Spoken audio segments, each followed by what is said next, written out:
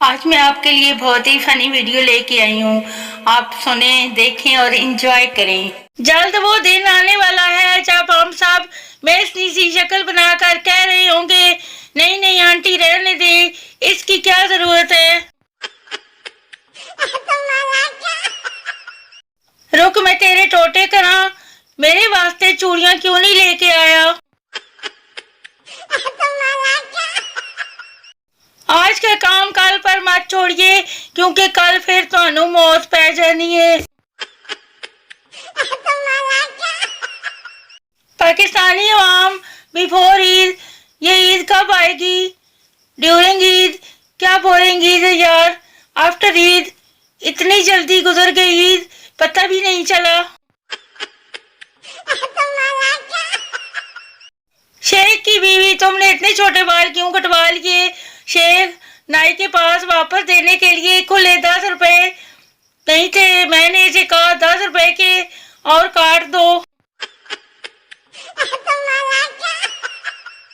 शोर 2 साल बाद सऊदीया से वापस आया। बेगम फुल मेकअप करके बोली, आप मेरी तारीफ अरबी में करें। शोर, अस्तगफिरुल्लाह। कल रात मैंने बेगम से कहा कि अगर मैं दूसरी शादी कर लूं तो तुम्हारा क्या रिस्पांस होगा, तो वो बोली जैसे आपकी मर्जी। और आज सुबह मुझे बातों बातों में कहने लगी, ये सेकंड हैंड पिस्तौल कितने का आ जाएगा।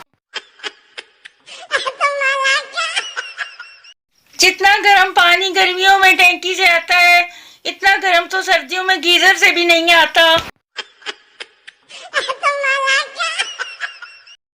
अम्मी के लिए चाय बनाई, चाय कप में डाली, कप हाथ से स्लिप हुआ, गरम गरम चाय मेरे पाँव पर गिरी, मेरा पाँव जल गया।